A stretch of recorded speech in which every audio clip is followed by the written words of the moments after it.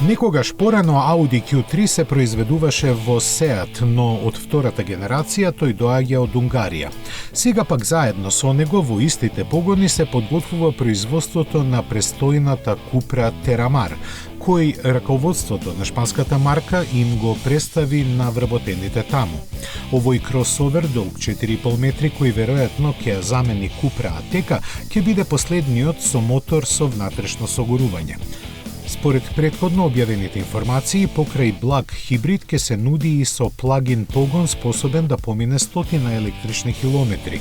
Концептот што го видовме во јуни се одликува со интересни дизајнерски решенија и уникатен интериер кој предизвикува емоции. Шпанците велат дека спортскиот дух се истакнува со секој детаљ, но тоа засега го имаат видено само вработените во Audi Унгарија.